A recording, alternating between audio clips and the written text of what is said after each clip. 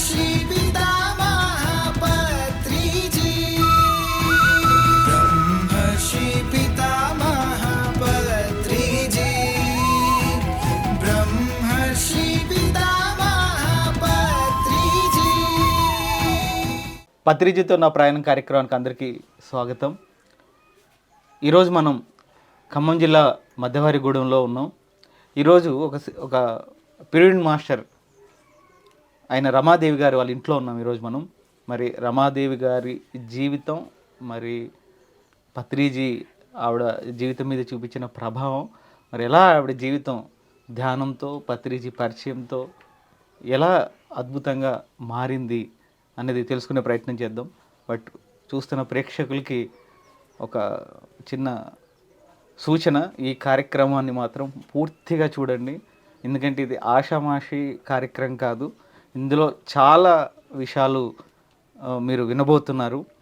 ఇందులో ఎన్నో ఒడిదుడుకులు ఉన్నాయి, ఎంతో కష్టం ఉంది, ఎంతో ఏమంటారు చాలా తీవ్రమైన ఇబ్బందులు పరిస్థితుల నుంచి మరి రమాదేవి గారు ఎలా వాటన్నిటి నుంచి ధ్యానంని సహకారంగా చేసుకొని మరి ఈరోజు ఆవిడ జీవితాన్ని అద్భుతంగా మార్చుకున్నారన్నది మనం ఈ ఎపిసోడ్లో వినబోతున్నాం. కాబట్టి ప్రేక్షకులు ఎవరు మిస్ కాకుండా కంప్లీట్గా ఎపిసోడ్ చూడాలన్న మనవి. రమాదేవి గారు నమస్కారం. నమస్కారం అండి. ధ్యానం కానీ పత్రిజీ గురించి కానీ అసలు ఎప్పుడు మీరు మొట్టమొదటిసారి విన్నారో, అది ఎలా ప్రారంభమైంది? నవంబరు 7వ తారీఖు 2010లో నాకు అన్నయ్య ఈ ధ్యానం గురించి పాంప్లెట్ ఇవ్వడం జరిగింది. ఆ పాంప్లెట్ నాకు అప్పుడు తెలిసింది, ఈ పాంప్లెట్లో అన్ని సమస్యలకు పరిష్కారం ధ్యానమే అని నాకు ఆ పాంప్లెట్ చదవడం వల్ల అబ్బా ఇందులో పరిష్కారం ఉందంటున్నారు, అన్నయ్య చెప్పిండంటే ఏదో నిజమే ఉంటుంది అనుకున్నాను. అప్పుడు నుంచి నేను ధ్యానం స్టార్ట్ చేశాను. ఓకే. సో మీ చిన్నప్పుడు జీవితం ఎలా ఉండేది, ఎలా ఉన్నింది? చిన్నప్పటి జీవితము నేను అసలు మా నాన్న నా కాలుకు మట్టి అంటుతుందేమో అన్న విధంగా పెంచాడు నన్ను. అసలు అంత ప్రాణం కంటే ఎక్కువగా ప్రేమించాడు. అంతకంటే ఆప్యాయంగా అనురాగంతో కష్టం అంటే ఏంటో కూడా తెలియకుండా పెంచాడు మాకు. ఒకటి అడిగితే 4 తీసుకురావడం, అలా నన్ను ప్రేమతత్వంతో గార్భం ఎక్కువ నీకు మా నాన్నకి నాకు. అట్లా నన్ను మా నాన్న అసలు అంత ప్రేమగా చూసుకున్నారు. ఈ ఊళ్ళలో ఒకవేళ ఈ పిల్ల లేకపోతే నీ భవిష్యత్తు ఏంటి అనే సిచ్యువేషన్లో కూడా చాలామంది అడిగారు మా నాన్న. అదేంటి నా బిడ్డ బంగారం, నా బిడ్డ మహాలక్ష్మి, నా బిడ్డకి ఏ లోటు రాదని మా నాన్న చెబుతూ ఉండేటోడు. అంత ప్రేమగా చూసుకున్నారు నాన్నగారు. నేను 10th వరకు చదివాను అంతర్వాణిలో. అంతర్వాణి స్కూల్లో 10th వరకు చదివి 10th అయిపోయిన తర్వాత ఆగస్టులో నాకు మ్యారేజ్ చేశారు. అప్పుడు మీ ఏజ్ ఎంత? నాకు 14 సంవత్సరాలు. 14 ఏళ్ళకి పెళ్లి చేసేసారు. మరి మీరేం చెప్పలేదా? అప్పుడు ఏంటంటే మా నాన్న పెద్ద మనిషి, మా నాన్న ఏది చేశాడంటే అప్పుడు మాకు కరెక్ట్. నాన్న ఏది చేశారంటే తండ్రి మాటకి ఎదురియకూడదు. మా నాన్న పెద్ద మనిషి, నా బాబాయిలు, మా సర్కిలు ఇదంతా మాకు మేము రెడ్డీస్ అన్న ఒక ఫీలింగ్లో మా నాన్న మాట అన్నాడంటే మా నాన్నకి మేము కట్టుబడి ఉంటాం. చిన్నప్పటి నుంచి మా నాన్న కనుసైగల్లో మేము పెరిగామన్నమాట. నాన్న మాట ఎప్పుడు గిరిదాటం. కాకపోతే మమ్మల్ని అంతకంటే ఎక్కువ చూసుకోవడం, అంత ప్రేమతత్వాన్ని మేము మా నాన్న నాకెందుకంటే మా నాన్న ఎందుకు అంత ప్రేమగా చూసుకున్నాడని ఇప్పుడు అర్థమైంది. అంటే ఇలా నీ మధ్యలో కోల్పోతానేమో అన్న సంగతి తెలుసుకొని. ఏమైంది మీ జీవితంలో ఏంటి? నేను చిన్నప్పుడు అంత అపురూపంగా పెరిగిన నేను 10th చదివాను. చదివిన తర్వాత 10th 2007లో అయిపోయిన తర్వాత ఏప్రిల్లో నాకు 10th అయిపోయింది. ఆగస్టులో నాకు మ్యారేజ్ ఫిక్స్ అయిపోయింది. మ్యారేజ్ మా నాన్నమ్మ గారు ఇంకా ఆడపిల్లలు ఏం చదువుతారా, అబ్బాయి చదివితే ఇక ఆ భూములు ఉండాలి, ఎంతైనా వండి పెట్టుడు ఇవే కదా అని చెప్పేసి అప్పట్లో కొంచెం 10-15 ఏళ్ళ క్రితం అట్లనే ఉండే పరిస్థితి. ఇక సరేలే అమ్మాయిలు ఏం చదువుతారులే అన్న బయటికి పంపించకపోయేది. ఇంతవరకు బయటికి వెళ్ళడం కూడా నాకు తెలియదు అసలుకి. ఎందుకంటే మాదే కిరాణం షాపు, మా నాన్న వారానికి 4 సార్లు ఖమ్మం పోయేటోడు. అలా మాకు బయట ప్రపంచం కూడా తెలియకపోయేది. ఇక అలా నాకు మ్యారేజ్ చేశారు. మ్యారేజ్ అయిపోయిన తర్వాత నేను ఎంత అల్లారు ముద్దుగా పెరిగిన దాన్నో అప్పుడు నాకు కష్టాలు స్టార్ట్ అయినాయి. కష్టం అంటే ఏంటో అప్పుడు నేను చూశాను. అసలు ఎట్లా అంటే ఆ కష్టాలు ఇక నేను భరించలేను. ఇదేంది మా నాన్న నన్ను ఇంత ప్రేమగా చూసుకున్న నా జీవితంలో ఈ లైఫ్ ఏంటి ఇంత డిఫరెంట్గా ఉంది అనుకున్నాను. ఆయన ఏం లేదు, ఆయన తాగుతాడు కొంచెం మరలు మీ అసంటి హస్బెండ్ తంటాడు. ఏమోలే తాగినాన్ని కూడా మార్చుకోవచ్చు కదా, మనకు ఆ ఓపిక ఉంది కదా అనుకున్నా. ఆ ఓపిక ఓపిక ఓపిక కాసింత నన్ను చేతగానితనంగా అయిపోయింది. ఇక మార్చుకోలేకపోయాను. నాకేంటంటే ఏ విషయాన్ని నేను ఓపెన్గా ఎవరికి చెప్పుకోలేను ఫస్ట్. ఇప్పుడు మా నాన్నకి చెప్తే మా నాన్న బాధపడతాడేమో, ఇంకెవరికైనా చెప్తే మేము రెడ్డీస్ అమ్మో పలానా వాళ్ళ అమ్మాయి ఇట్లా చేసి వచ్చిందని మా నాన్న ఏలెత్తి చూపుతారేమో అన్న బీడియంలో నేను నాలో నేనే మదన పడిపోయేదాన్ని, బాధపడుతూ ఉండేదాన్ని. ఏనాడైనా నాకు ఈ కష్టం ఉందని నేను వచ్చి మా నాన్నలకు చెప్పిందే లేదు. మాకు చిన్నప్పటి నుంచి డబ్బుల పరంగా మా దగ్గర బాగున్నాయి. మా అక్కడ ఉన్న తర్వాత నాకు మా నాన్న కట్నం ఇచ్చి పెళ్లి చేశాడు. ఇచ్చి పెళ్లి చేసిన తర్వాత మా అన్నయ్యని కూడా కలెక్టర్కి చదివించాడు కదా, అన్నయ్యని బాగా డబ్బులు పెట్టే చదివించాడు. ఎక్కడ కూడా గవర్నమెంట్లో కాదు, అన్నయ్య శాంతి కాలేజీ, కవిత కాలేజీ, ఇవన్నీ అన్నయ్య స్కూల్ టాపర్. అన్నయ్య అంటే నాకు అన్నయ్యని చదివిస్తున్నాం కదమ్మా నువ్వు పెళ్లి చేస్తావు అంటే, ఇబ్బాయి మంచోడు అంటే సరేలే అని చెప్పేసి సరే అసలు నన్ను అడగను కూడా అడగలేవు నాన్న, నచ్చిండని కూడా అడగలేదు. సరే నాన్న ఏది చేసినా కరెక్టే కదా అనుకున్నాను, వెళ్ళిపోయాను. ఇక వెళ్ళిపోయిన తర్వాత అక్కడ ఒక 1 మంత్ వరకు బాగానే ఉన్నాను. తను ఇక తాగుతున్నాడు, ఒక రకంగా తాగడమే బాగా తాగడం తాగడం తాగడం తాగడం కాసింత మితిమీరి తాగిండు. దాంతో ఇక ఈ తాగడం వల్ల ఫ్రెండ్షిప్ల వల్ల ఆరోగ్యం ఖరాబ్ అయిపోయింది. ఈలోపు నాకు చిన్నతనం వల్ల ప్రెగ్నెన్సీ అందింది. దాంట్లో ఆ పిండం లోపల చనిపోయింది. ఇక అదొక స్ట్రగుల్ అయిపోయింది. నాకు బ్లడ్ 4-5 సార్లు ఎక్కేయడం జరిగింది. అంటే ఆలోచనకు మించింది తిండి కరెక్ట్గా తీసుకున్నా కదా బాడీకి పట్టకపోయేది. టెన్షన్స్ ఎక్కువగా ఉన్నాయి కదా, పట్టకపోవడం వల్ల ఒక అట్లనే బాగా చక్కగా వీక్గా ఉండేదాన్ని నేను అసలుకి. అట్లనే ఆలోచించుకుంటుండేదాన్ని. ఇట్లనే నా అనుకొని కొన్నిసార్లు నేను బావిలో దూకడం కూడా జరిగింది, సూసైడ్ అటెంప్ట్ చేశాను. అప్పుడు మళ్ళీ ఆయనే కాపాడారు, మా సారే కాపాడారు. తర్వాత ఇక అలా నాకు కష్టాలు విపరీతంగా, ఇక మా భూమి ల్యాండ్ కూడా పోయిందన్నమాట. అప్పులైనాయి తాగడం వల్ల, ఫ్రెండ్షిప్ మళ్ళీ దాంతోపాటు కొట్టడము. నాన్న ధ్యానంలోకి వచ్చానండి పరువు పోయిందని చెప్పి ఇంకా తాగడము. ధ్యానం కోసం అని చెప్పి మేము హైదరాబాద్ కోహెడ్లో షాప్ పెట్టడం, కిరాణం అది చికెన్ షాప్ పెట్టించాడు. దాంట్లో అది 3 లక్షల దాకా లాస్ రావడము. అట్లా ప్రతిదీ ఏది చేసినా తను దాని మీద కాన్సన్ట్రేషన్ లేకుండా వేరే వాళ్ళని నమ్మి అంతా భూములు పోగొట్టాడు. బంగారం కూడా పోగొట్టాడు నాకు పెట్టి.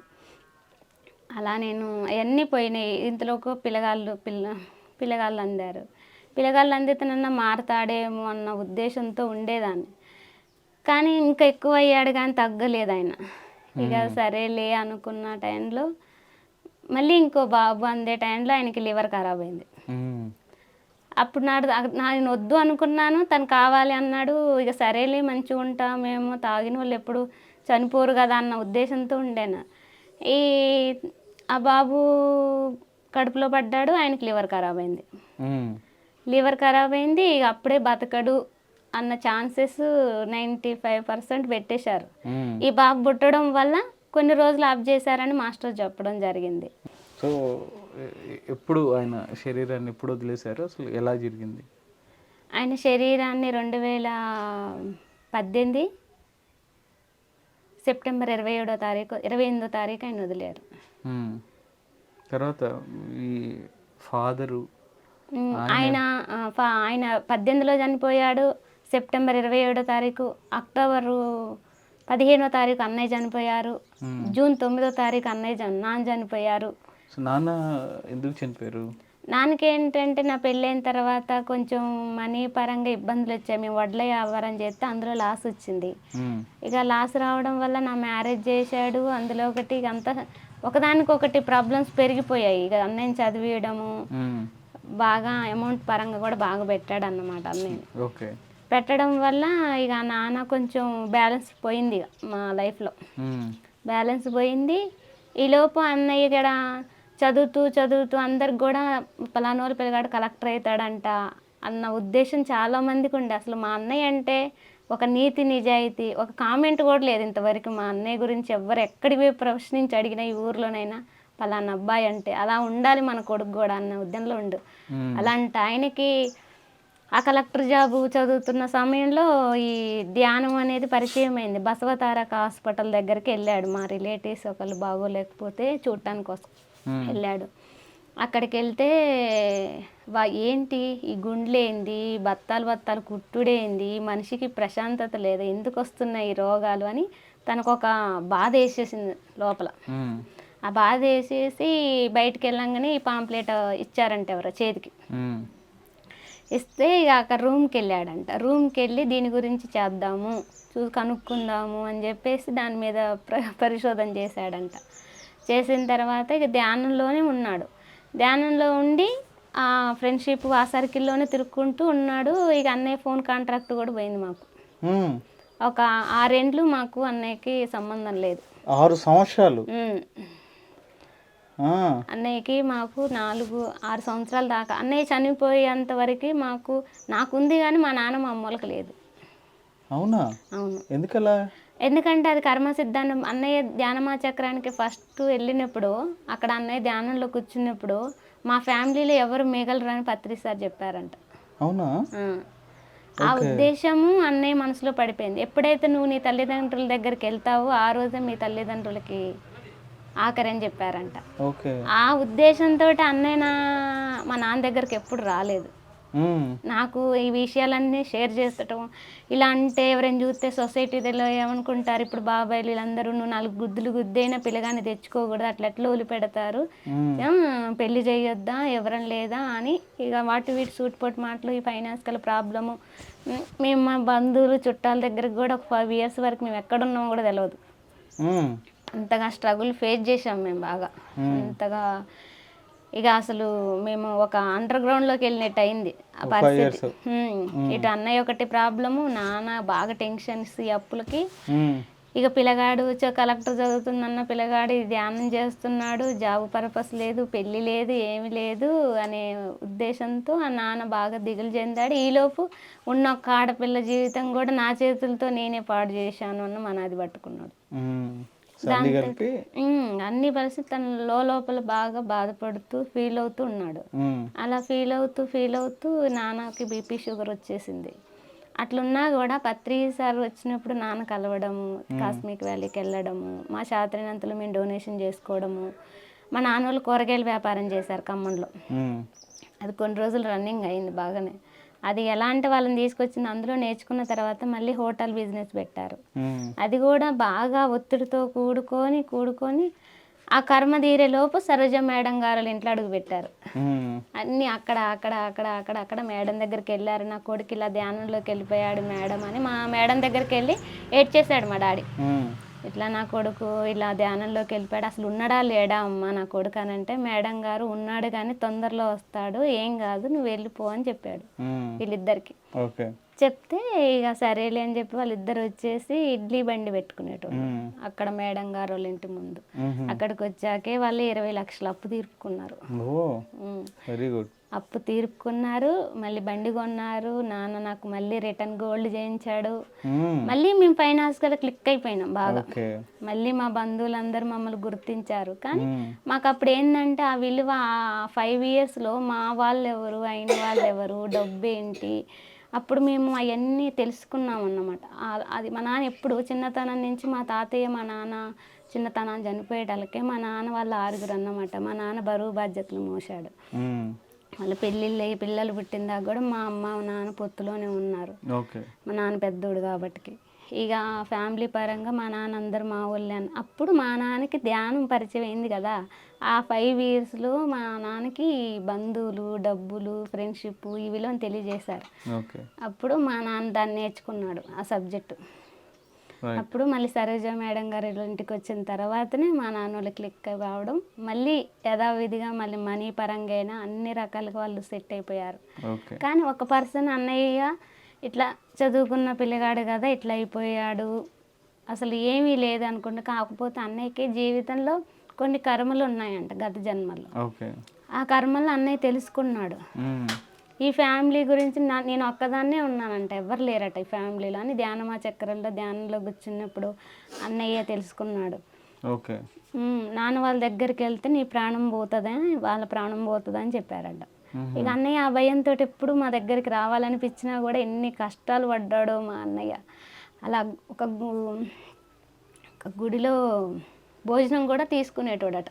అలా అన్నయ్య చాలా కష్టాలు పడిపోయానురా. హోటల్లో పెడితే అన్నయ్య ధర్మం కోసం ఉండేటోడుగా, ఈయన నెత్తి మీద భారం వదిలేసేసి వాళ్ళు వెళ్ళిపోయేటోళ్ళంట. అప్పుడు ఆ డబ్బులు కూడా అన్నయ్య కట్టేసేదంట. నమ్మి చాలామంది మోసం చేయడం, ఒక్కడ షాప్ తీసుకుంటామని చెప్పి డబ్బులు కట్టించుకుంటే ఆ షాప్ అయినా ఎగ్గొట్టేశాడు. అది బిజినెస్ లాస్ వచ్చేసింది. బ్యాంక్ మేనేజర్ జాబ్ వస్తే దాన్ని వదిలేశాడు, మాస్టర్స్ వద్దంటున్నారని. నా జీవితంలో ఇట్లా అన్ని స్ట్రగుల్స్ ఫేస్ చేస్తున్నాను అని చెప్తే అప్పుడు నేను కూడా మా అన్నయ్య కొంచెం హెల్ప్ చేసేదాన్ని. నాకున్న దాంట్లో నేను హెల్ప్ చేస్తూ అన్నయ్య నాకు అన్నయ్య కంటే కూడా ఫ్రెండ్ కానీ నాకు రోజు 5-6 సార్లు ఫోన్ చేశాను. నేను మా అన్నయ్యతోటి, మా అన్నయ్య నాతోటి ఇలా ఉంది బావ పరిస్థితి, పిల్లలు ఇలా ఉన్నారు, ఏంటి ఇంకా ఎప్పటికి వస్తుంది ఈ రోజులు, వస్తాయిలే మనకి మంచి రోజులు వస్తాయి, నువ్వు కంగారు పడొద్దని అన్నయ్య నాకు బుక్స్ కొనిచ్చి పంపించి ఎప్పటికప్పుడు ధైర్యం చెప్తూ ఉండేటోడు. ఉంటే సరే అన్నయ్య అని చెప్పేసి నాకుంటే ఏకైక ఫ్రెండ్. నేను మా అమ్మలతో కూడా అన్నీ షేర్ చేయను, అన్నయ్యతోటే షేర్ చేస్తాను. అలా అన్నయ్యతోటి నేను ఉంటూ అన్నయ్య నా దగ్గరికి వచ్చి బాబు పుట్టినప్పుడు 2 సార్లు ఉన్నాడు. రెండు సంవత్సరాలు ఉన్నా కూడా నాన్న వాళ్ళ దగ్గరికి వెళ్ళాలి అన్నయ్య ఒక క్షణం కూడా. కానీ నానేమనుకునేటోడు, నేను అన్నీ చేయించాను కదా, పెళ్లి చేసుకో, ఇప్పుడు అన్నీ ఉన్నాయి, నీకు ఏ కష్టం లేదు, నువ్వు నాకు పెట్టాల్సిన అవసరం కూడా లేదు, నువ్వు పెళ్లి చేసుకో. కానీ అన్నయ్యకి ముందుగానే తనకి బ్రెయిన్ క్యాన్సర్ అన్న సంగతి తెలుసుకున్నాడు. ముందే బ్రెయిన్ క్యాన్సర్ ముందు నుంచి ఉంది. అయితే ఆ సత్యాన్ని ఆయన తెలుసుకొని, నేను పెళ్లి చేసుకుంటే ఇంకొక అమ్మాయి జీవితం ఆగమైద్ది, ఈ విషయం నేను బయటికి ఎక్కడ చెప్పను అని లోపల తను కృంగిపోయాడే కానీ ఇంతవరకు ఎవరికి ట్రీట్మెంట్ కూడా తీసుకోలేదా? అన్నయ్యకి ట్రీట్మెంట్ అంటే భయం, అసలు ఇంజెక్షన్ కూడా వేసుకోడు, ఏదైనా ధ్యానంతో పోవాలి. ఆ వెంటిలేటర్ మధ్య నరకం భరించే బదులు మంచంలో సహజంగా నేను సరిపోవాలి అనేటోడు ఎప్పుడు. అన్నయ్య ఎలా అంటే ఒక న్యాచురల్గా ఉండేటోడు అన్నమాట. మంచంలో పండుకున్నా కూడా గొప్పలు అవసరం లేదు, ఉండే రీతిలో ఉండాలి. కన్న తల్లి భూమిమాత నేల మీద పండుకుంటే అమ్మ ఎప్పుడు నన్ను లేపదు, అదే మంచంలో పండుకుంటే ఎవడో వచ్చో లేపుతా ఉంటాడు. అన్నయ్య చాలా డిఫరెంట్గా మాట్లాడేటోడు. రైట్. సో ఫస్ట్ ఫాదర్ చనిపోయారు, తర్వాత హస్బెండ్ చనిపోయారు, తర్వాత అన్నయ్య. మొత్తం 4-5 నెలల గ్యాప్లోనే అంతేనా? 2 సంవత్సరాలు మొత్తం. మామయ్య గారు, తాతయ్య గారు, మామయ్య అందరూ 2 సంవత్సరాల గ్యాప్లో 5గురు. మామయ్య గారు కొంచెం ముందుగానే చనిపోయారు. మా తాతయ్య గారు, మా నాన్న, మా ఆయన, మా అన్నయ్య వీళ్ళు 2 సంవత్సరాలనే చనిపోయారు. మొత్తం 6 నెలల గ్యాప్ తోటి. వీళ్ళకి హాస్పిటల్ అని, దినం ఖర్చులని ఎలా ఉన్నాయంటే చూపెట్టలేదని కొంతమంది అంటారు, మెడిటేషన్ వల్ల చచ్చిపోయిందని కొంతమంది. ఈ సొసైటీ తోటి ఇటు ఈ బాధ్యతలు మోసేటాలకే అమ్మ ఊపిరి పీల్చుకోలేకపోతున్నా. కొద్దిసేపు అలా కూర్చునేటాలకి ఎవరో ఒకళ్ళు ఏదో ఒకటి చెప్పడం చేయడము స్ట్రగుల్స్. కాకపోతే నాకు వీళ్ళ వల్ల ఓపిక సహనం వచ్చింది ఫస్ట్. ఆ సహనము ధ్యానం చేయడం వల్లనే వచ్చింది. ఇంత నేను ఫేస్ చేస్తున్నా కూడా అది నాకు ధ్యానం ఎలా అంటే, కష్టం వస్తున్నప్పుడు నన్ను నేను ఓదార్చుకుంటానికి ధ్యానం అనేది నన్ను ముందు తీసుకొచ్చిండేమో సార్, నాకు ఈ కష్టాలు వస్తాయని తెలుసుకున్నారు ఆయన. అందుకే ముందు ధ్యానాన్ని పట్టుకొచ్చి తర్వాత ఈ కష్టాలని పెడుతున్నారు అనుకున్నా. అంటే శిల్పంగా చెక్కాలంటే ఉలి దెబ్బలు పడాలన్న మాట నేను విన్నాను. అప్పుడు నేను బ్రహ్మజ్ఞానం కావాలని కోరుకునేదాన్ని ఎప్పుడు. నాకు అదే కావాలని ఎప్పుడు నేను లోపల కోరుకుంటూ ఉండేదాన్ని ఎక్కువ శాతం. తర్వాత మా హస్బెండ్ కోసం అని చాలామంది గురువుల దగ్గరికి వెళ్ళడము, ఎవరన్నా ఏదన్నా మ్యాజిక్ చేస్తారేమో, తను పెడతారేమో అన్న దాంతో ఎక్కువ తన మీద బంధం పెట్టుకునేదాన్ని నేను. బంధం పెట్టుకొని అక్కడ నాకు అనిపించింది అది బంధం కంటే కూడా వ్యామోహం అనిపించింది. ఎందుకంటే తను లేడేమో, తను లేకపోతే నేను ఎలా బతకాలి అనుకున్నాను. అంటే బంధం వేరు, వ్యామోహం వేరు, ఇవన్నిటికీ డిఫరెంట్ నేను తెలుసుకున్న. ధ్యానంలో నేను ఎదుగుతూ ఉంటున్నా కొంచెం, ఒక్కొక్క దాన్ని నేను బీట్ చేసుకుంటూ. మరి జూన్లో ఫాదరు, హస్బెండ్, అన్నయ్య ముగ్గురు చనిపోయి ఏంటి నీ మానసిక స్థితి? నాకేమవుతుందంటే నేను ధ్యానం చేస్తున్నా, కొంచెం ఓపిక సహనం పెరిగిపోతుంది. ముందు వీళ్ళు చనిపోతారన్న విజన్ నాకు తెలిసిపోతుంది. అవునా? తెలిసిపోతున్నా కొంచెం ఏంది నేను లేకపోతే నేను ఎలా ధ్యాన ప్రచారం చేస్తాను, ఎవరైనా చూస్తే ఏమనుకుంటారు అని నా లోపల నేను సముదాయించుకుని, మీరు అలా పాజిటివ్గా మాట్లాడాలి, నెగిటివ్గా మాట్లాడొద్దని నేనే ధైర్యం చెప్పాను. ఎందుకంటే నా భర్తకు నేను సపోర్ట్ బాగా. ఎందుకంటే నా భర్త మేము ఒక చిన్న రూమ్లో ఉండేది ఖమ్మంలో. ఉమ్, ఉమ్. మా అత్త వాళ్ళ దగ్గర మేము ఉండము, మేము ఖమ్మంలో ఉండేదాన్ని. తనతోటి ఎంత అంటే నా పిల్లలకు కూడా నేను అంత చేయలేదు అనుకుంటా, అంతగా నేను చేశాను తనకి. అంతగా తనకు ఒక టైంలోనైతే తనకి వర్షం వస్తుంది, తనకి హెల్త్ బాగోలేదు, మా నాన్న వాళ్ళు దూరంగా ఉన్నారు, మా అత్తయ్య వాళ్ళ ఊర్లో ఉన్నారు, బాబు సంకలో పైన వర్షం, గొడుగు లేదు, హాస్పిటల్ నుంచి ఫోన్ వస్తుంది నువ్వు రావాలి అని. అట్లా అట్లా నేను హాస్పిటల్లో ఉంచేసి ఇట్లా వచ్చి ఇంటికి వచ్చి పిల్లగాళ్ళు స్కూల్ నుంచి వచ్చారు కదా, చిన్న పిల్లగాళ్ళు కదా, సరే వాళ్ళు డ్రెస్ చేంజ్ చేసుకొని బ్యాగులు ఇంట్లో పెట్టేసుకొని పిల్లల్ని తీసుకొని వెళ్ళాలి నేను.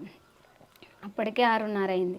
7 గాలిదుమ్ము వస్తుంది, ఈవినింగ్ చీకటి అయిపోయింది సిటీలో, కరెంటు పోయింది. ఆ టైంలో ఇక నాకైతే ఆయన పడిపోయాడు, బ్లడ్ వస్తుంది నోట్ల నుంచి. అస్సలు నాకు బాబు సంకలో ఉన్నాడు, పాప చేతిలో ఉంది, ఇక నేనేం చెయ్యాలో అర్థం కావట్లేదు, ఇమ్మీడియట్గా హైదరాబాద్ వేసుకుపోవాలి అని చెప్పారు. ఇక నేను ఒకటే అనుకున్నా, చెయ్యాలి కదా నా ధర్మం. మా నాన్న వాళ్ళకి ఫోన్ చేస్తే మీరు పిల్లగాళ్ళని ఉంచుకోండి, నేను ఆయన తీసుకొని హైదరాబాద్ పోతాను, ఎట్లైనా అట్లా ప్రయత్నం చేస్తానని చెప్పాను. ఆ నైట్కి అలా కొంచెం రికవర్ అయ్యారు తను. అలా మేము గంగాధర్రావు హాస్పిటల్కి తీసుకెళ్ళాం, గంగరాజ్ హాస్పిటల్కి. ఆ డాక్టర్ గారు తిట్టారు బాగా, ఎలా నీకు మనసు ఒప్పుతుంది ఆ పిల్లల్ని చూసి, ఆ అమ్మాయిని చూసి నువ్వు ఎలా తాగావు, బుద్ధి లేదా అని తిట్టారు. తిట్టిన తర్వాత తను ఏడ్చేసాడు కానీ ఏం చేయలేని పరిస్థితి అప్పటికి. ఇంకా ఎంతంటే చూపెడతా ఉంటుంటే తను బానిస అయిపోయాడు బాగా, లేకపోతే ఉండలేను, ఇంకొక రేపైతే చచ్చిపోతాడు అన్నంగా కూడా ఇవాళ తాగేశాడు.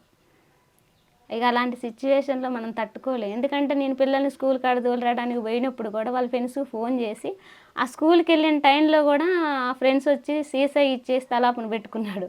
ఇక అలాంటి టైంలో మనం ఎంత సేఫ్ చేయగలుగుతాం, తనని కాపాడుకుంటాము అనుకున్నా. ఏది జరిగితే అది జరిగింది, ఓకే. కానీ ఆయన కూడా లాస్ట్ మినిట్ రిలీజ్ కాస్మిక్ వ్యాలీకి తీసుకెళ్ళాను నేను, మాస్టర్స్ ఏమన్నా అవకాశం ఇస్తారేమోనని చెప్పేసి కాస్మిక్ వ్యాలీకి తీసుకెళ్తే ఆ ధ్యాన గంగాలో నేను పండుకోబెట్టాను.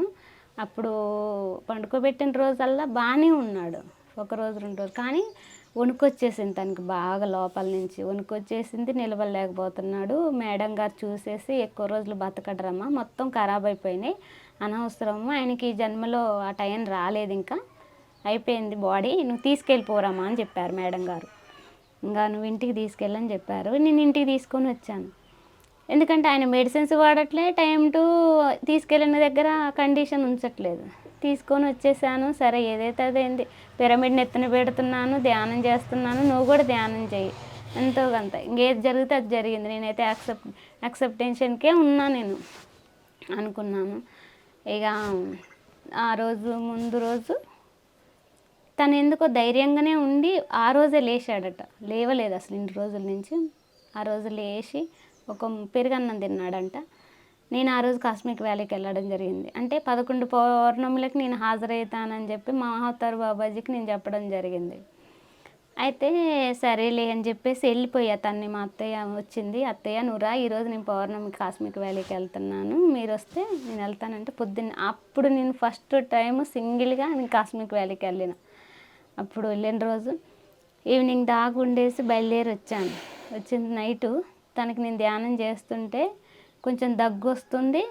ఇక నైటు దగ్గి ఇక 3:30 ప్రాంతంలో తను అప్పుడు హాస్పిటల్కి కూడా తీసుకెళ్ళడం జరుగుతుంది. అప్పటికే ఆ నైట్ పూట ఆడపిల్లని, చిన్నపిల్లలు, మా పెద్దమ్మ వచ్చింది, మా అత్తయ్య కూడా ఉన్నారు. ఆ డాక్టర్ కాడికి వెళ్ళాక ఆయన లేడు, ఆ డాక్టర్ గారు ఇంకో డాక్టర్ కాడికి తీసుకెళ్ళి ఆయన లేడు. ఈలోపు ఆటో మాట్లాడుకు రోడ్డు కాడికి వెళ్ళి ఆటో తీసుకొచ్చి ఆటోలో ఆ టైంలో నేను నాకు ఎట్లా వచ్చిందో తెలియదు కానీ ఆ మనిషిని లేపేశాను. నేను లేపి ఆటోలో పెట్టుకొని మళ్ళీ ఎక్కడంటే హాస్పిటల్కి తీసుకెళ్ళాను. 4 హాస్పిటల్ మార్చిన, వద్దు ఈ హాస్పిటల్కి అసలు ఏదైందో చెప్పండి, దేన్ని నేను తట్టుకుంటాను నేను ఫస్ట్ అని చెప్పిన. చనిపోయాడని చెప్పారు. ఇక అదే స్ట్రగుల్ తోటి అట్లనే అదే ఆటో మాట్లాడుకొని ఇంటికి తీసుకొని వెళ్ళిపోయా. కానీ నాకేమవుతుందంటే ఈ ధ్యానం చేస్తున్నా, కొంచెం నేను బుక్స్ బాగా చదువుతున్నాను కదా, ఆ లోపల ఉన్న నా శక్తి, ఆ మనిషి చనిపోతున్నా కూడా నాకు ఏడుపు రావట్లేదు. ఫస్ట్ ఆ ధైర్యం ఎక్కడి నుంచి వస్తుందో తెలియట్లేదు. చూసేటోళ్ళం ఈ పిల్ల ఏంది ఏడవట్లేదు, ఇంత ధైర్యంగా ఉంటుంది ఏందంటున్నారు. కానీ నాకు తెలియట్లేదు ఆ ధైర్యం ఎక్కడి నుంచి వచ్చింది అనేది కూడా తెలియలేదు ఇంతవరకు. ఆ రోజు నైట్ ఏం జరిగింది, మా హస్బెండ్ చనిపోయిన రోజు నైటు మా జీసస్ వచ్చారు. జీసస్ వచ్చి నా సోల్ని పైకి తీసుకెళ్ళిపోయాడు. ఒక ఒక పెద్ద చైర్ ఉంది, దాంట్లో కూర్చోబెట్టడం జరిగింది. ఏంది నన్ను ఇలా కూర్చోబెడుతున్నారు, నీకేం కాదు, మేమందరం ఉన్నాం, నువ్వు రానిలాగా వచ్చిన వాటిని యాక్సెప్టేషన్ చూసుకుంటూ పో, వాటంతట అవే పోతాయి, కొంచెం కరుణతోటి ఉండు ఎవరు మాట్లాడినా సరే అని నాకు జీసస్ చెప్పడం చూసా. అప్పుడు ఒక రకమైన శక్తి నా లోపలికి వచ్చింది. తీసుకొచ్చి ఒక 2 గంటల పాటు పైకి తీసుకెళ్ళి నన్ను తీసుకొచ్చి ఆడబెట్టినప్పుడు నేను అన్ని రోజులు కూడా మంచిగా అందరితో మాట్లాడుతున్నా, టైం టు టైం తింటున్నాను, మంచిగానే ఉంటున్నా, అందరం చూసిపోతున్నారు, దీనికి ఏడవట్లేదుగా, బాగానే ఉందిగా అంటున్నారు. ఇదన్నా నాటకం అన్న సంగతి నాకు తెలుస్తుంది.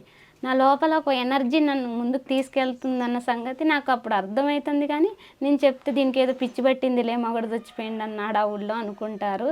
ధ్యానం అంటే అస్సలు తెలియట్లేదు కదా, ఇప్పుడంటే బాగా స్ప్రెడ్ అయింది. కానీ అప్పుడు 2000 కొన్ని సంవత్సరాల క్రితం తెలియట్లేదు, ఇప్పుడు బాగా స్ప్రెడ్ అవుతుంది. అప్పుడు ఇక వాళ్ళకి ఏంటంటే చేయనీలే ఏదో ఒకటి అనుకున్నారు, కాముకున్నారు. వాళ్ళకి కూడా ఇష్టం లేదు 60 ఏళ్ళకి చేయాల్సింది ఇప్పుడు చేయటం ఏంది అన్న ఉద్దేశంలో వాళ్ళు ఉన్నారు ధ్యానం చేస్తుంటే. ఈలోపు మా నాన్నగా ల్యాండ్ విషయాలు, భూమి అమ్మారు.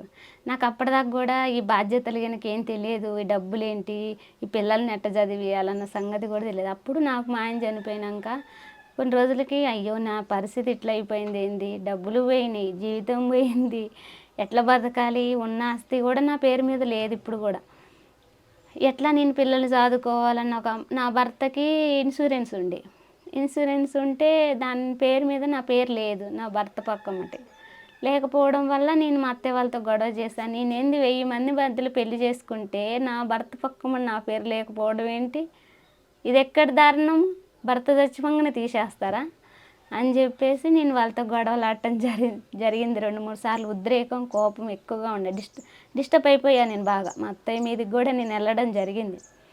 వెళ్ళిన తర్వాత ఇక అప్పుడు వాళ్ళందరూ కలిసి కొంచెం నామక వాస్తుగా పేపర్ మీద రాయడం జరిగింది. అలా మేము అక్కడి నుంచి పిల్లల్ని తీసుకొని ఇంకా ఎట్లా వచ్చానో అట్లనే వచ్చేసాను నేను మా నాన్న వాళ్ళ ఇంటికి. ఇంకా ఏమీ నేను అక్కడి నుంచి ఇంతవరకు నేను తీసుకోవడం కానీ వాళ్ళ కాంచి ఎక్స్పెక్టేషన్ చేయడం కానీ జరగట్లేదు. అలా నేను కౌలుకి నాకు సంవత్సరానికి ఇప్పుడు కౌలు కూడా ఇస్తున్నారు, నా పిల్లలు ఎదుగుతున్నారు, ఖర్చులు పెరుగుతున్నాయి అని చెప్పేసి కౌలు తీసుకుంటున్నాను నేను అక్కడి నుంచి వాళ్ళతో అడిగి. ల్యాండ్ వాళ్ళ పేరు మీదనే ఉంది కానీ ఆ కౌలు నాకు ఇవ్వడం జరుగుతుంది. ఇక వాళ్ళు ఎందుకంటే నాకు ఏమనిపించిందంటే వాళ్ళు నన్ను మంచిగా చూసుకుంటే ఈ భూమి మీద నాకు పత్రిసారి దొరికేది కాదు. వాళ్ళు అలా చేయడం వల్లనే నాకు ఈ గొప్ప అవకాశం వచ్చింది. నా ధ్యానానికి ముఖ్య అతిథులు నా భర్త, మా అత్తే అనుకున్నాను నేను. ఎందుకంటే వాళ్ళు వాళ్ళు మంచి చూసుకుంటే నేను ధ్యానం వైపు ఎందుకు వస్తాను, రాను కదా. నన్ను ఎప్పుడైతే ఆ ఇంట్లో నుంచి బయటికి పంపించారో నాకు కాస్మిక్ వ్యాలీలో అండ దొరికింది. నా పుట్టినిల్లు కాస్మిక్ వ్యాలీ. నా భర్త చనిపోయిన తర్వాత నన్ను మొట్టమొదటిగా తల్లిగారింటికి తీసుకొస్తారు కదా, నన్ను తీసుకొచ్చింది సరోజ మేడం గారే. నన్ను మా అమ్మ నాన్న కూడా ఇక్కడికి పట్టుకురాలి.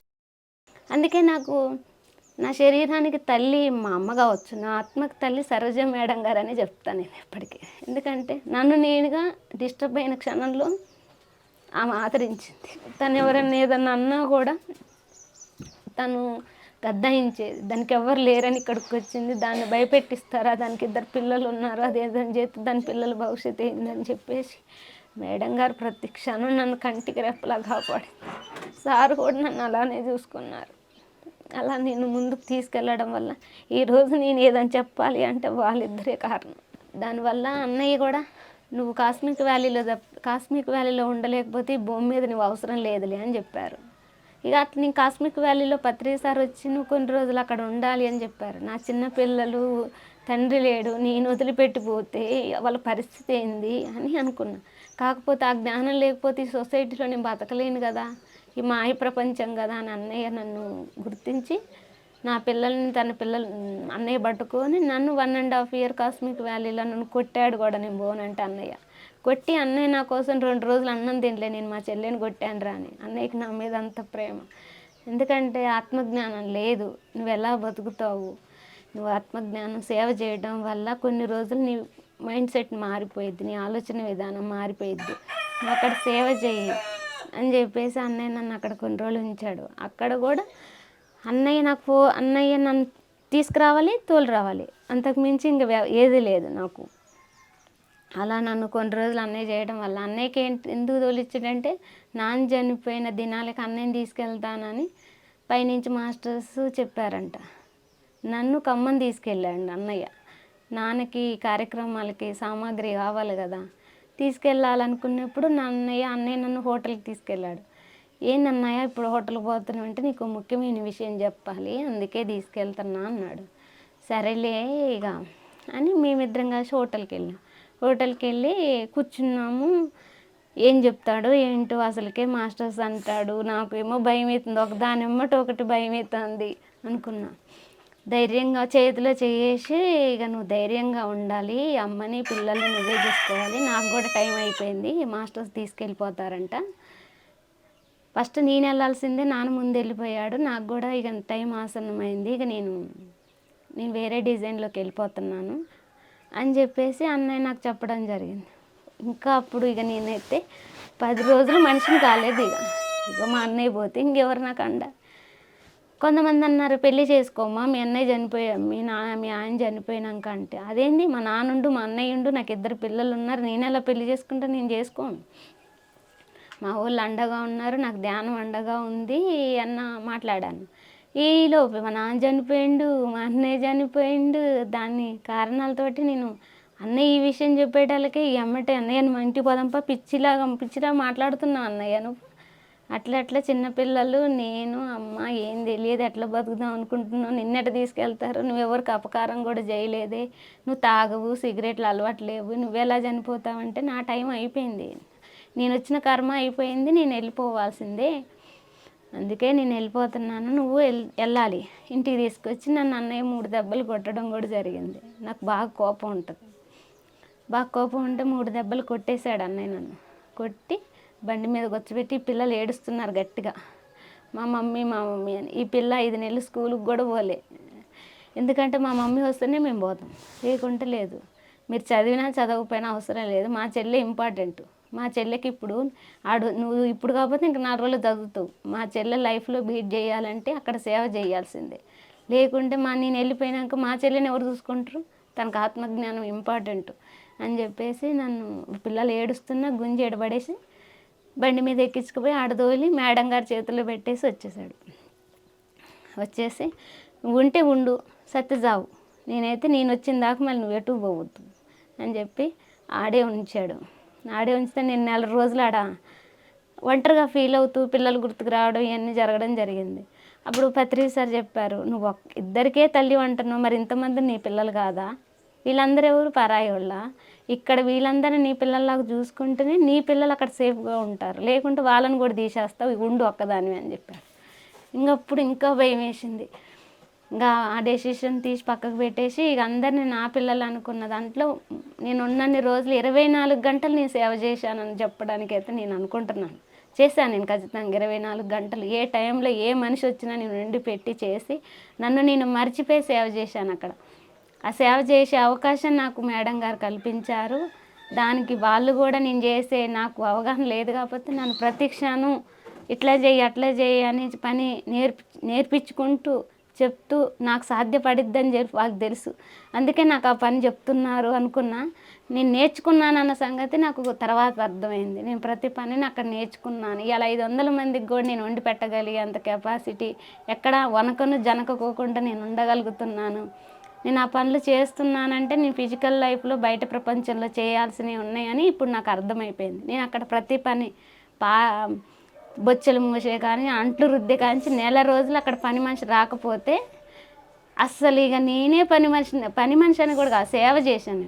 కాస్మిక్ అంటే నాన్న చనిపోయాక నాన్న మీ హస్బెండ్ అంటే ఒక స్త్రీ జీవితంలో అంటే ఇద్దరు ఇంపార్టెంట్, మోస్ట్ ఇంపార్టెంట్. ఒకటి తండ్రి, 2 భర్త. ఎస్, మీ జీవితంలో ధ్యానం నేర్పించి మీ లైఫ్ లీడ్ చేసింది మీ అన్నయ్య.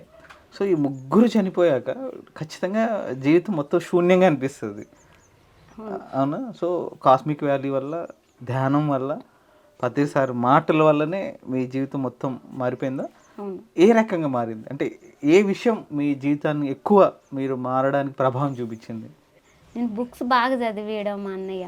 అన్నయ్య ఒక గురువు మాటకి ఎంత ప్రిఫరెన్స్ ఇస్తాడనేది నేను మా అన్నయ్య దగ్గరే నేర్చుకున్నాను. ఈరోజు ఈ పని వద్దంటే అది చుట్టం ఏమనుకుంటాడో, ఎవరో ఏదో అనుకుంటారని గురువు చెప్పాడు నేను చేయటం అంతే. అదొకటి. మా అన్నయ్య అబద్ధం ఆడటం అంటే ఎట్లుంటుందో కూడా నేను ఇంతవరకు చూడలేదు. వేరే వాళ్ళని ఏలెత్తి చూపడము, కామెంట్ చేయడం లేదు. అసలు ప్రతిదీ మా అన్నయ్య నేను అనుకుంటాను పత్రిసాయి మా అన్నయ్య రూపంలో ఉన్నాడేమో అనిపించేసింది నాకు. పత్రిసాయి చెప్పిందే మా అన్నయ్య చెప్తాడని నేను అనుకుంటా, ఎక్కువ నమ్ముతాను మా అన్నయ్య నేను. అలా మా అన్నయ్య అంటే ఒక ప్రిఫరెన్స్ ఎక్కడైనా ఉంటుంది మా అన్నయ్యకి. మా అన్నయ్య చనిపోయినప్పుడు కూడా చాలామంది ధ్యానం వల్ల చనిపోయాడు అని అన్నయ్య చాలామంది మా రిలేటివ్స్ కనుక అనడం కూడా జరిగింది. ధ్యానం వల్ల చనిపోలేదని నేను అందరినీ ఎదిరించడం కూడా జరిగింది. వాళ్ళందరినీ ఎదిరించేసి బాగానే ఇప్పుడు నేను అన్నయ్య మాటలు గుర్తుకొస్తాయి. నువ్వు జాగ్రత్త, పత్రి సార్ ఉన్నారు ఈ భూమి మీద, నిన్ను ఎవరైనా కాపాడేటోళ్ళు ఉంటే అది పత్రి సార్ తప్పితే ఎవ్వరు లేరు. ఆ డబ్బులు కానీ, బంధువులు కానీ, ఫ్రెండ్స్ కానీ ఎవ్వరు కాపాడరు. నీ ధ్యానము పత్రి సార్ని నమ్మిన వాళ్ళకి ఎప్పుడు ఆయన వెనువెంటే ఉంటాడు అన్నది అన్నయ్య చెప్తూ ఉంటాడు. మనము ఎప్పుడైతే సత్యం కోసం పోరాడినప్పుడు ఆ క్షణంలో మనం చచ్చిపోయినా పర్లేదు, కానీ సత్యాన్నే పట్టాలి. మనం ఎప్పుడైతే దానికి ఎదురు తిరగకూడదు అనేది నేను అన్నయ్య చనిపోయేటప్పుడు వెంటిలేటర్ అది స్ట్రెచ్చర్ మీద వేస్తున్నప్పుడు పత్రిజీ తడాకేంటో చూస్తానని చెప్పాడు అన్నయ్య. అప్పుడు నరసింహ వీళ్ళందరూ కూడా చూశారు. అప్పుడు మా అన్నయ్య గట్టిగా మాట్లాడారు, ఈ రోజు నుంచి చూడండి రా పత్రిజీ తడాకేంటో చూద్దాం అన్నాడు. అదే ఆఖరి మాట అన్నయ్యకి. అవునా? తొడగొట్టాడు మా అన్నయ్య. నాకేంటి మా అన్నయ్య ఎట్లా చెప్పాడు అనుకున్నా. అప్పుడు చెప్పారు, సరోజ మేడం అంటే అన్నయ్యకి రఘురామ్ సార్ అన్నా కూడా ప్రాణం.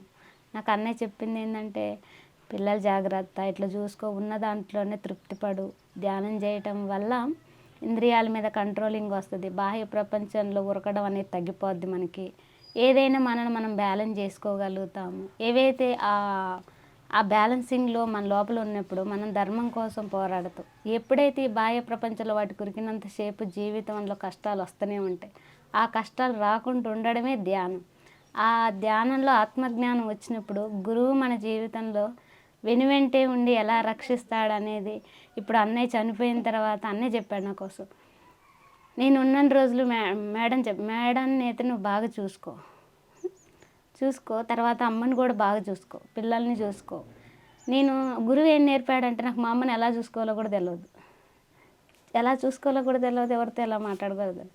ఇప్పుడు మా అమ్మకి లేచేటాలకే మా అమ్మకి టీ పెట్టిస్తున్నాను అంటే ఆ గురువు చూడు ఎలా నేర్పించాడంటే, ఒక తల్లి బంధమే కావచ్చు, కానీ ఆ తల్లిని ఎలా చూసుకోవాలో కూడా తెలియదు దాన్ని, నేను పిల్లల్ని ఎలా పెంచాలో తెలియదు దాన్ని, బంధువులతో ఎలా మాట్లాడాలో తెలియదు దాన్ని, సొసైటీలో ఎలా నేను లైఫ్ని బీట్ చేయాలో తెలియదు దాన్ని.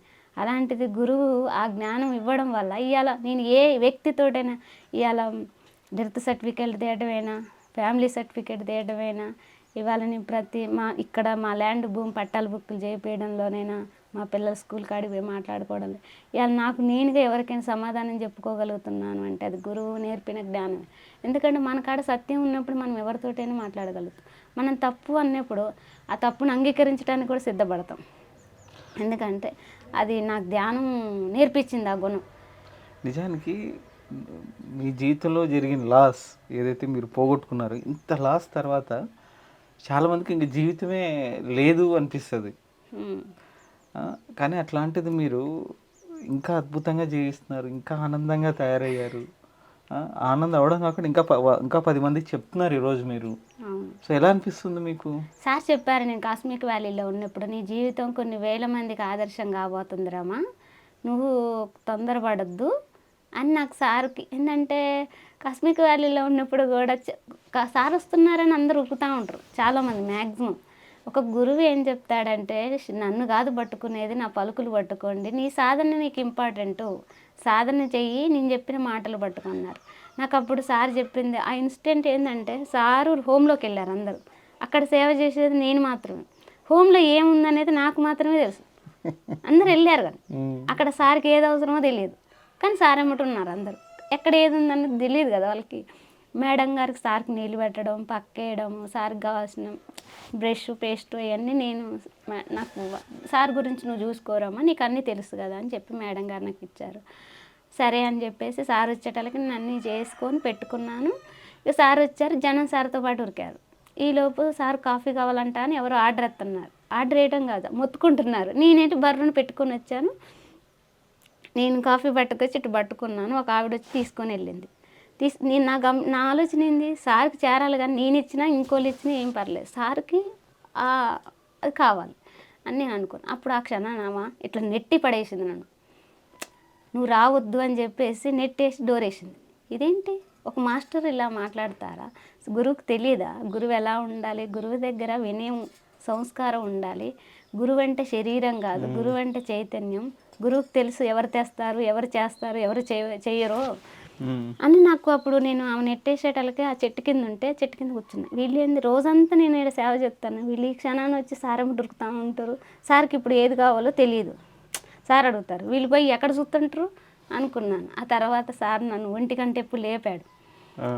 లేపి 1 గంట కాంచి 3 దాకా వ్యాలీలో నా మీద చేసుకొని తిరిగాడు. కాస్మిక్ వ్యాలీ అంత అంటే నేను ఆ క్షణాన్ని నేను బాధపడ్డాను కదా, నన్ను రానిలేదు కదా. అంటే సార్ నన్ను 1 గంట ఎప్పుడు లేచి ఆ వ్యాలీ అంతా తిప్పాడు నన్ను చేసుకొని. నా వెనకాల చాలామంది ఉన్నారు. ఇప్పుడు నాకు చాలా సంబరం అనిపించింది, ఎందుకంటే గురువు గుర్తించాడు కదా అనుకున్నా. నేను ఎప్పుడు పత్రి సార్ కాడికి అప్పుడు మాటల కంటే కూడా నేను సార్ని ఎక్కువ హాస్టల్గా నేను ఎక్కువ కలవడం స్టార్ట్ అయిపోయాను. గురువు అంటే చైతన్యం అన్న సంగతి, సార్ ఎక్కడైనా ఉంటాడు సార్కి నమ్మిన వాళ్ళకి అన్న సంగతి నేను తెలుసుకున్నాను. సరే, ఈ జీవితంలో ఒక్కసారి వెనక్కి తిరిగి చూసుకుంటే ప్రతిసారి గుర్తురాగానే ఏవో సంఘటనలు గుర్తొస్తాయి కదా. చాలాసార్లు కలిసి మాట్లాడడం, మీ పిల్లలకు కూడా ప్రతిసారి పేరు పెట్టాడు కదా. సో ఏం గుర్తొస్తుంది నీకు? ఒకసారి ఏం అనుభవం జరిగిందంటే, నేను మా పిల్లని స్కూల్కి పంపించాను. మా బాబు చిన్న బాబు ఇద్దరు కొట్టుకోవడం. తెల్లారితే పాంప్లెట్లు ఇవ్వాలి. నేను పత్రిసారి ఖమ్మంలో IMA ఫంక్షన్ హాల్కి వస్తున్నారు. వస్తుంటే నేను అప్పటిదాకా పత్రి సార్ని మీద అంతగా ఏంది అని చెప్తుండే, ఊరికే మా అన్నయ్య చెప్పటం నా కష్టాలు తగ్గట్లేదు కానీ ఇంక పెరిగిపోతున్నాయి ఒకదానికి మించి ఒకటి. ఇక నాకేందంటే అసలుకి ఉన్న మంచి పేరు పోయింది ఫస్ట్.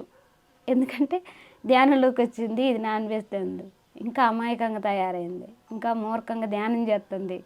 ఈ ఉన్న మంచి పేరు పోయింది, ఈ డబ్బులు పోయినాయి, ఇంకా జనాలు కూడా అప్పులైనాయి. ఇటు హస్బెండ్ సరిగ్గా లేకపోవడం వల్ల జనాలకి నేను డిఫరెంట్గానే ఉన్నాను.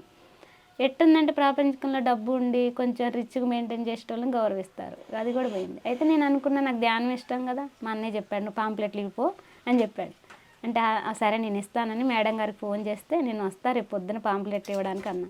ఈలోపు మా పిల్లగాలు చెయ్యరగొట్టుకుంటారు, మా బాబు కొట్టుకొని చెయ్యరగొట్టుకుంటూ నేను ఏంది రేపు పొద్దున పాంప్లెట్ పంచడానికి పోతున్నా, నేను చెయ్యరగొట్టుకుంటారు, ఏం చెయ్యాలి అనుకున్నా.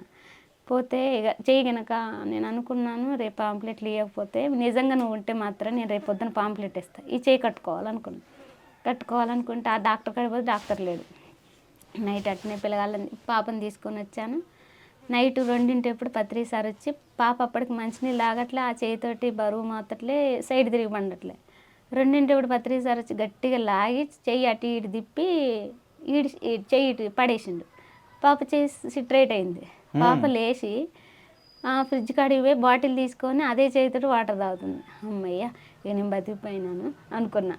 అయితే పొద్దున్న లేచి పాంప్లెట్లు ఇద్దామని గట్టే సెంటర్కి పోతే అక్కడ ఒక ఆవిడ పాంప్లెట్లు ఇస్తుంటే వయసులో ఉన్న ఏదైనా పని చేసుకుంటే ఏంది అని పాంప్లెట్ దించి మొఖాన్ని పోసింది.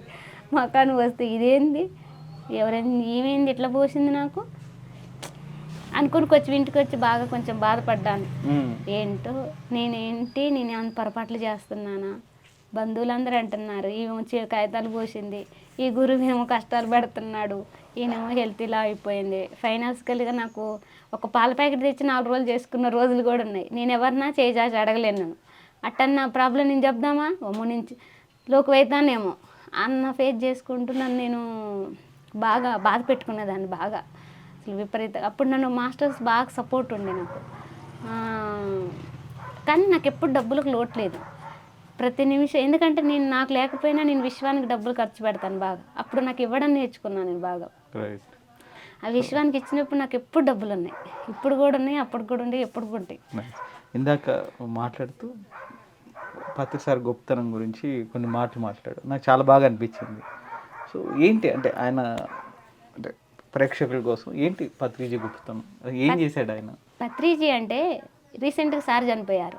4 రోజుల ముందు నుంచి నా లోపల ఒక ప్రేరణ వస్తుంది. నేను చనిపోతున్నాను రమ్మా అని చెప్పి సార్ ఫిజికల్గా నాకు చెప్పడం జరిగింది. సార్ మీరు చనిపోతున్నారా, బాడీ వికెట్ అంటే శరీరం వదులుతున్నాను, నేను చనిపోవడం కాదని చెప్పడం జరిగింది. అని నాకు లోపల నుంచి సార్ చెప్పడము, ఫిజికల్గా మా ఇంట్లో నేను కూర్చుంటే చెప్పిపోతున్నారు సార్కి చావాడిది, ఆయన ప్రతిరూపాలమే మనం, ఆయన ఆశయ సాధనలోనే మనం ఉన్నాం. ఈరోజు మనం అందరం ఇంత ఆనందంగా ఉన్నామంటే ఆయన ధ్యానం ద్వారానే అని చెప్పేసి నేను అనుకున్నాను. అయితే పత్రి సారు ఇప్పుడు అక్కడికి నేను వచ్చి నా కష్టం వచ్చినా ఆయనకే కష్టం కదా. ఇప్పుడు ఒక గురువుని శిష్యుడు కాపాడాలి అంటే నువ్వు అక్కడ దాకా రాకపోయినా పర్లేదు, ఇక్కడే ఉండి నీ కుటుంబాన్ని నువ్వు చూసుకో. నువ్వు ఒక్కదాని వస్తే ఆ కార్యక్రమం కాదు, 1000 మంది నా కార్యక్రమం చేస్తారని ఆ రోజు నాకు పత్రి సార్ వచ్చి చెప్పడం జరిగింది. అంటే గురువు ప్రతి క్షణం ఎవరు ఎక్కడికి రావాలి, ఎవరు ఎప్పుడు ఏ పని చేయాలి అనేది నాకు బాగా అవగాహన కల్పించారు. ఎందుకు పత్రి సార్ని గురువులా చూసేలా ఏమిచ్చాడు మీకు? ప్రతి క్షణం సార్ ఏంటంటే ఐఎంఏ ఫంక్షన్ హాల్లో ఆ పాంప్లెట్లు పోసిన తర్వాత ఈసారి కనుక నాతో మాట్లాడకపోతే నేను ఇంకోసారి ఈ ధ్యానంలోకి రాను అనుకున్నా. సార్ ఆ రోజు నన్ను స్టేజీ పిలిపించి తన పక్కన కూర్చోబెట్టుకున్నారు. నేను ఎవరో తెలియదు అసలుంటది, నా ఆలోచన తను నా మాటలు గుర్తు చేసుకొని తన పక్కముందు కూర్చోబెట్టుకున్నాడంటే ఆ రోజే నేను పరమాత్మ అని ఫిక్స్ అయిపోయాయి. అంటే నేను ఇంట్లో అనుకున్నది నా పాపకి ఇలా జరిగింది, నన్ను ఈరోజు తన పక్కముందు స్టేజీ మీద తీసుకుపోయి కూర్చోబెట్టుకొని నాతో మాట్లాడించి ఇంత చేశాడు.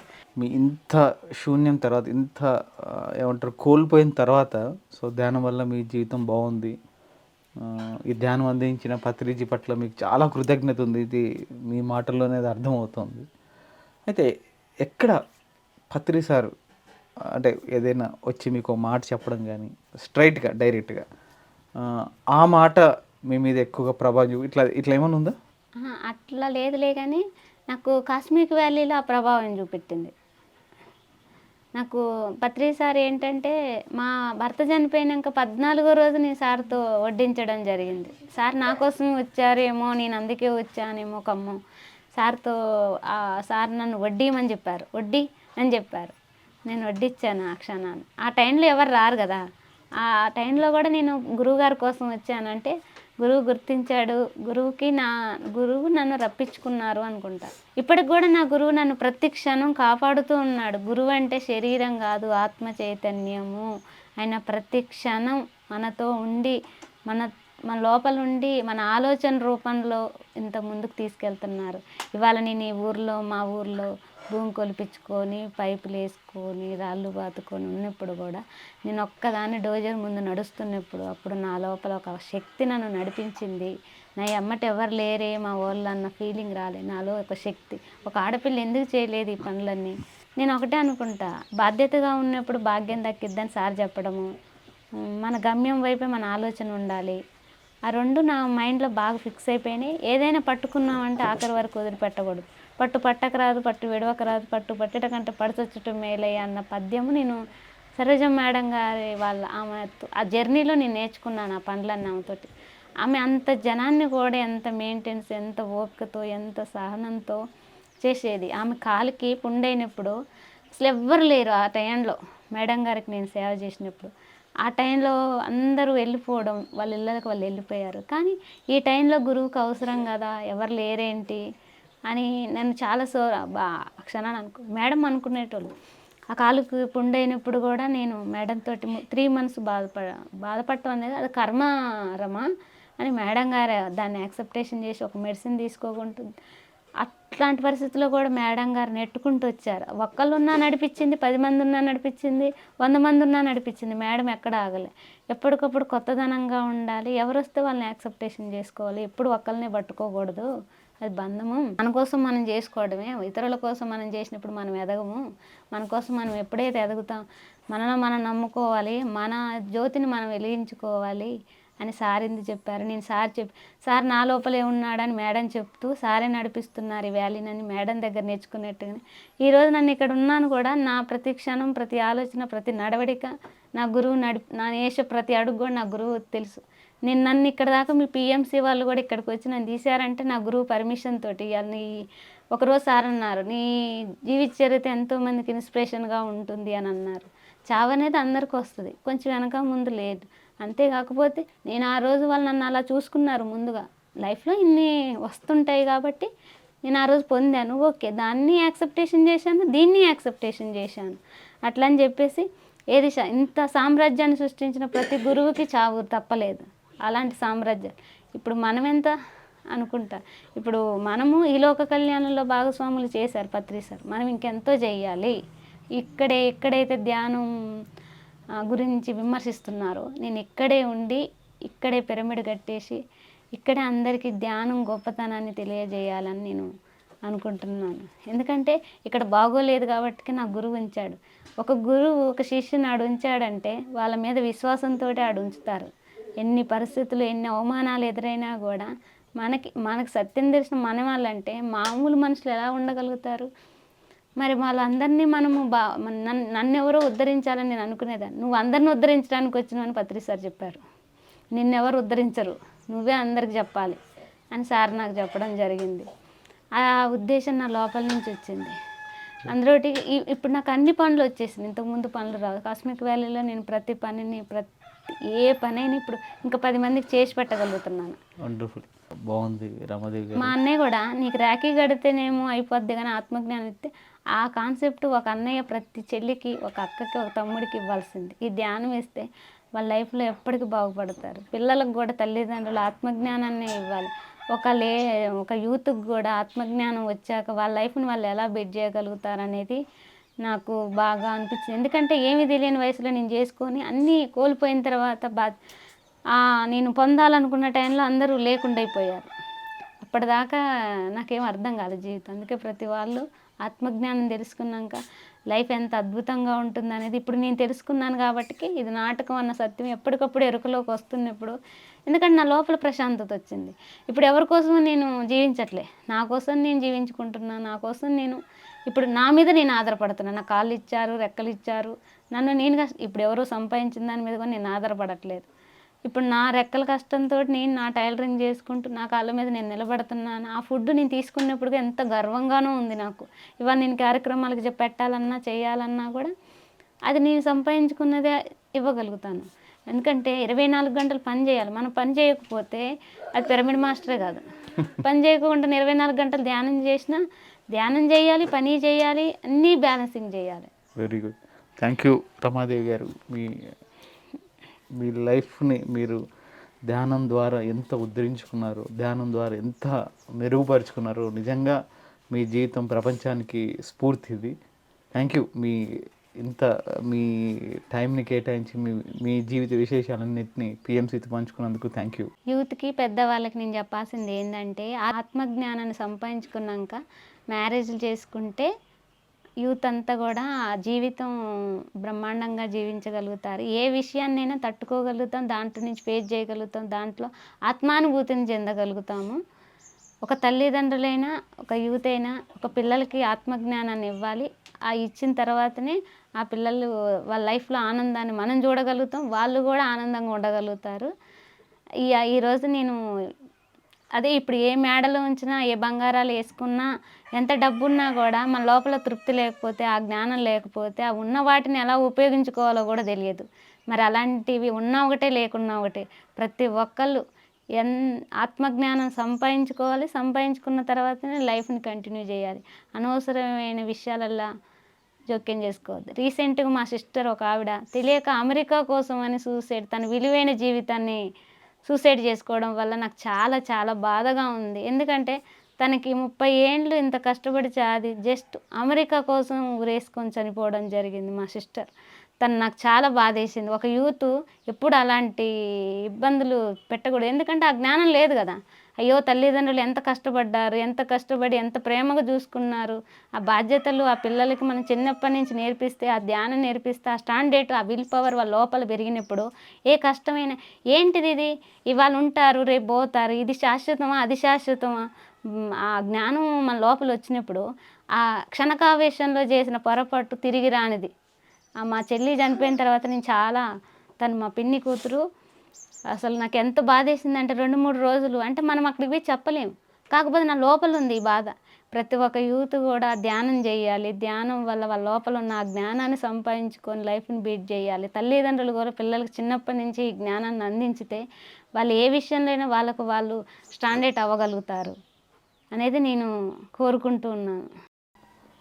Thank you sir. మరి చూశారు కదండి రమాదేవి గారి మరి ఎన్ని స్ట్రగుల్స్ ఒక స్త్రీ జీవితంలో, ఈ ఒక జీవితం మొత్తంలో చూడాల్సినవి ఆవిడ కేవలం అతి చిన్న వయసులో మా అయితే 32 ఏళ్ళు 32 ఏళ్ళలోనే అన్నీ చూసేసింది. అన్ని సమస్యల్ని, అన్ని కష్టాల్ని, అన్ని ఒడిదుడుకుల్ని, సునామీనే చూసింది ఒకలా చెప్పాలంటే. ఏంటంటే కేవలం 2 సంవత్సరాల వ్యవధిలో తండ్రి,